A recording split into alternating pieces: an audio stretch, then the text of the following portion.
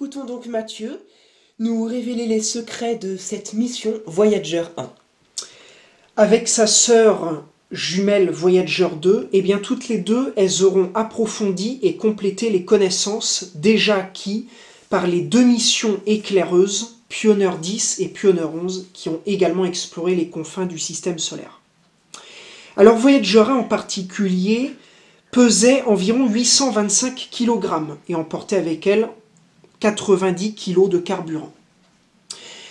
Elle comportait 11 instruments scientifiques d'une masse totale de 105 kg, dont 4 instruments de télédétection et des instruments d'observation du milieu traversé. Elle a été lancée le 5 septembre 1977, tout d'abord à destination de Jupiter.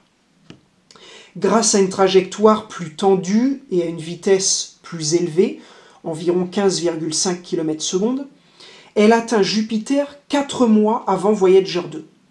Cette configuration permet aux scientifiques de disposer d'observations par les instruments des deux sondes de l'évolution de l'atmosphère de Jupiter sur une période continue de 6 mois.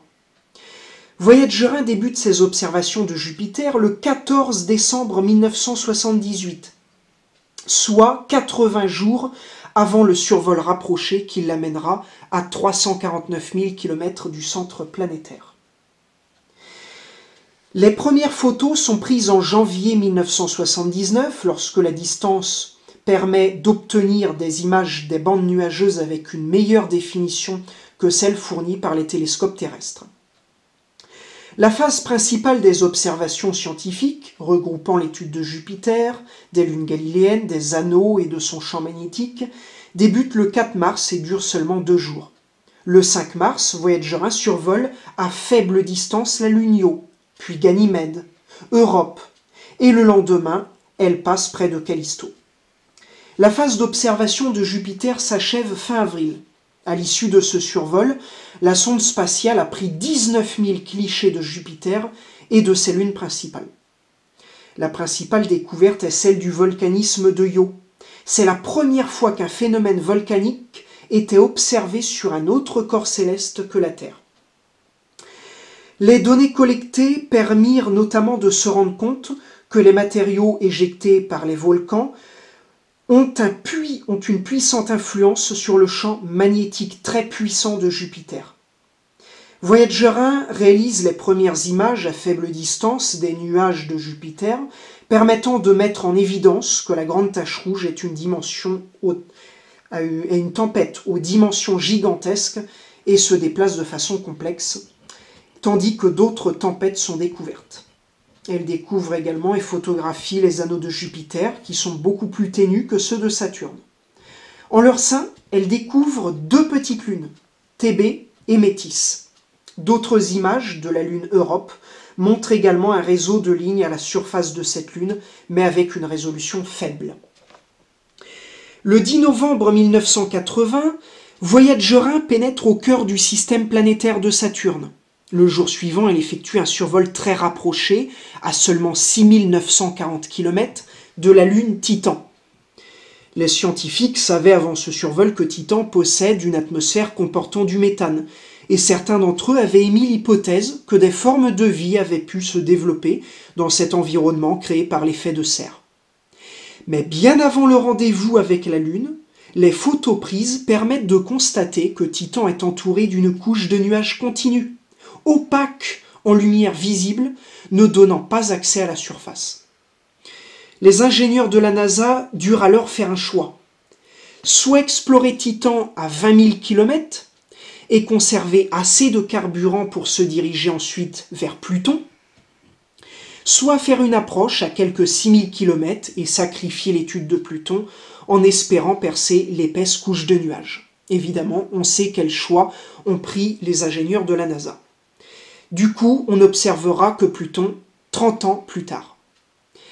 Des traces d'éthylène et autres hydrocarbures sont détectées, tandis qu'une température sans doute un peu trop basse pour la vie est mesurée. Après ces observations, la sonde survole le pôle sud de Saturne en passant à 124 000 km de son centre le 12 novembre de la même année. Les anneaux et les autres satellites au programme de l'étude Dionée, Mimas et Rhea, sont tous très proches de la planète géante, puisque le survol doit durer en tout à peine 10 heures. Après avoir quitté Saturne, Voyager 1 s'en va vers les limites extérieures du système solaire. Le 14 février 1990, ces caméras sont utilisées une dernière fois pour réaliser une mosaïque de 60 photos comprenant 6 des planètes du système solaire, sauf Mercure, vue sous un angle inédit. Appelée portrait de famille, elle est connue pour sa célèbre photo, un point bleu pâle de la planète Terre à une distance de 6,4 milliards de kilomètres, record de la photo la plus lointaine prise pendant 27 ans. Le 17 avril 2010, Voyager 1 se trouve à 112 UA, c'est-à-dire environ 16,8 milliards de kilomètres de la Terre, et dépasse ce qu'on appelle le choc terminal, c'est-à-dire la sphère d'influence du vent solaire.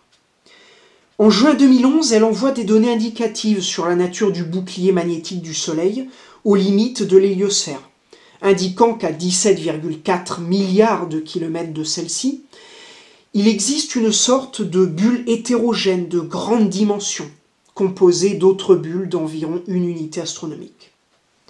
La NASA annonce finalement le 12 septembre 2013 que Voyager 1 a quitté autour du 25 août 2012 l'héliosphère, étant à 121 unités astronomiques, soit environ 18 milliards de kilomètres du Soleil. Le 1er décembre 2017, la NASA rallume 4 propulseurs après 37 ans d'inactivité. Cela permet, d'après les calculs de la NASA, de gagner 2 ou 3 ans de longévité en réorientant les antennes de transmission vers la Terre. Depuis, évidemment, elle étudie le milieu interstellaire, et ce, au moins jusque dans les années 2025.